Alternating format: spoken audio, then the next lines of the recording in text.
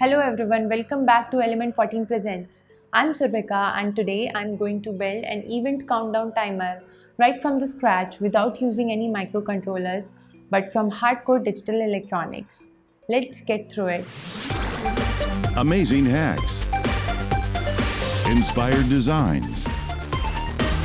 Each week, Element 14 Presents brings you innovative projects using electronics, engineering, and more.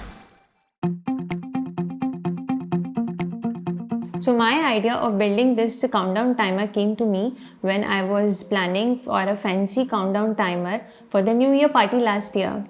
I'm sure you can also use it for different purposes as well, maybe to keep track of your cooking time or preparing for an exam. This project can also be easily modified into an up counting clock as well, even it is more simpler. So without delay, we should right away jump to the build.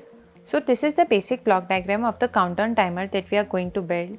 Since we are not using any microcontroller unit, we have to develop our own clock to drive the whole timer. For this, we will be developing a crystal oscillator. Next, we will need a clock initialization circuitry. It will mainly be push buttons to manually set the state of the counter. So when we switch on the clock, then the counter starts to down count from this state. Then we have counters which will count and display the time elapsed in seconds, minutes and hours, or how much you want to scale it up. The resetting logic circuit is required to reset each counters individually when it has turned to 0 state. For example, there is no meaning to count the seconds counter after 59 as there are only 60 seconds in a minute. So after 59 seconds, a minute count should reduce, but the seconds count should reset for the next minute. Finally, we will display the whole counter's state on 7 segments, 2 for seconds, minutes and hours individually. To develop the 1 Hz clock, we are using the crystal oscillator of 2 raised to the power 15 Hz, which is actually 32,768 Hz of frequency. This crystal oscillator is factory calibrated at this frequency level and is very accurate to be used in consumer clocks. Now we will have to reduce the frequency by 2 raised to the power 15 times to get 1 Hz pulse from this clock. For this, I have used IC4060, which is actually a counter IC. It counts up to 2 raised to the power 14 clock pulses.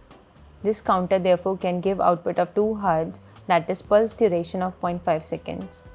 But we still have to divide this frequency 2 more times to be able to get the 1 Hz waveform for our application. So we can use another IC4060 for this, but a D flip-flop is also sufficient to divide the frequency 2 times, as we will see next. So this is a pretty simple circuit. We connect a crystal oscillator at clock input of the IC4060 and the counter can count in 15 binary digits from 0.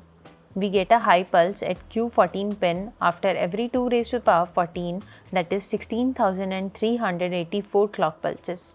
Since the clock input is 32,768 pulses in a second, we get 2 high pulses per second at output of third pin, that is Q14. This is also equivalent to 2 Hz of frequency. So now the 2 Hz clock is given to the D flip-flop and the D1 input is connected to the complemented output Q1 bar. So we will receive a waveform which is half the frequency of input clock pulse at the first pin Q1 of the CD4013. These two LEDs blink at the frequency of 2 Hz and 1 Hz respectively, as we will also visualize in the physical circuit. So I have now built the earlier schematic over the breadboard, and this is the crystal oscillator of 2 raised to the power 15 Hz connected to the clock input of the counter IC 4060. This counter IC divides the input pulse by maximum 2 raised to the power 14 times and output the 2 Hz waveform, which can be visualized through the blinking LED with delay duration of 0.5 seconds. Then this 2 Hz waveform is connected to the clock input of D flip-flop and it divides the frequency by 2 times. So we get 1 Hz waveform at the output, which we will use for driving the rest of the timer circuitry. Now I am powering on the circuit and we will see both the LEDs blinking. The right LED is connected to the output of the counter IC, which is providing 2 Hz waveform. So the LED can be seen to blink with 0.5 seconds of delay. The left one is connected at the output of the D flip-flop at 1 Hz waveform. This is blinking with 1 second of delay duration. You can also visualize that on an oscilloscope for a very accurate 1 Hz pulse. Now since our 1 Hz clock is ready, we can move to the next step, that is to build the timing counters which can count in seconds, minutes and hours respectively, and also displays it on the 7 segments. In this circuit, we have connected the 9th and 10th pin of IC4029 to lower logic level. So the counter is down counting in decade mode. It means that we get output from 9 to 0 at the Q1, Q2, Q3 and Q4 pins in BCD. These outputs are connected to the A, B, C and D inputs of the IC4511, which is actually a 7-segment driver IC. It converts the BCD codes to 7-segment codes. Then we can directly connect the 7-segment A to G pins of IC4511 to the common cathode segment. But if you selected a common anode 7-segment by mistake, just like I did, then we need a logic inverter here in between. Like I said, it was a mistake that I bought common anode 7-segment while my driver IC was for common cathode. This is the price we pay. Extra big layer of circuit that was not necessary at all. Well, here we have the single down count from 9 to 0. But for the seconds clock, we have to down count from 59 to 0, then preset and again start from 59. So we will use two BCD counters, one for the ones digit that will count from 9 to 0 and the other one for the tens digit that will need to count from 5 to 0, then preset and again start from 5. For presetting the output to a desired value, there are jam inputs and preset signal in IC4029. So whenever there is a high on the preset pin, the counter is preset to the jam inputs and it starts to further count from this value. Hello, I'm James from Workbench Wednesdays, a show about the stuff found on your electronics workbench. Look for new episodes on, well, Wednesdays. You can connect with me over on the Element 14 community. I look forward to seeing you. For now, it is time to get back to watching this week's project video. We also need to create logic for the preset signal. So whenever the counter has reached to its 0 state or it is stuck in some undesired state, then a high signal is generated which can be given to the preset input of the counter IC. For the realization of this digital logic, we will use the technique of truth table and K-map to realize the logic using the minimum number of logic gates, as we will see next. This is the truth table that we are going to realize for presetting the 10th digit of the seconds clock. We want a preset signal when the clock reaches the 0 value and also at an undesired state from 6 to 15, because the 10th digit of the seconds clock should only count from 5 to 0. This is the K-map for this logic.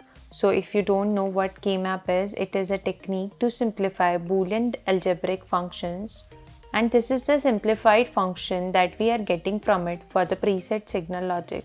Using only two input AND, OR and NOT gates, this can be one realization of the earlier Boolean equation.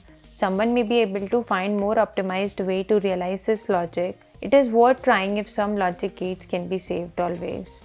In this circuit, the preset logic is implemented that we have just built.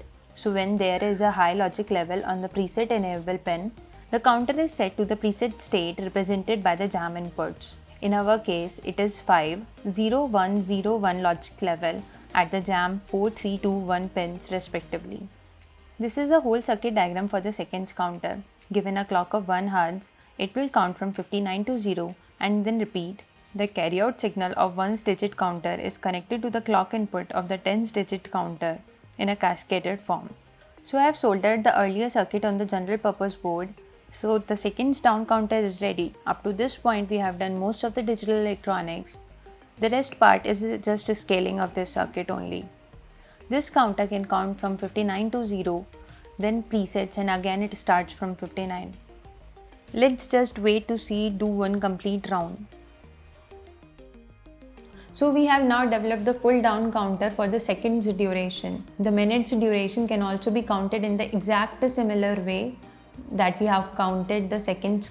The hours counter will also be similar to the seconds counter, other than the fact that we need to modify the jam inputs from the value 59 to 23. Since we are developing the down counter here, so we need to keep up functionality to preset the whole clock to a state So when we press the start, then it starts to down count from that particular state. If you're building the up counter, then you don't need to do this step, as it will automatically starts to count from the 0th value. Using the steps described by now, we have developed the full down counter, but we also need something to set the clock at our desired states. For example, if we want to set the down counter from like 1 hour, then we need to set this time manually first. For this, we will have some push buttons for incrementing each digit independently. A switch is also required to cut off the clock when we are doing this manual adjustment. Summarizing the whole circuitry for this project, we have 1 Hz clock which goes to the seconds counter and then further drives the minutes counter. The SPDT switches are for switching between the initialization circuitry and the clock. The push buttons are used by the user to initialize the countdown timer. Here the clock is down counting, and for setting it manually, we have to switch the clock signal with the push button. Then we have to press the push button until we have reached the required state. Yeah, so it is. Then again switching to the clock, the down counter starts to down count from the set value.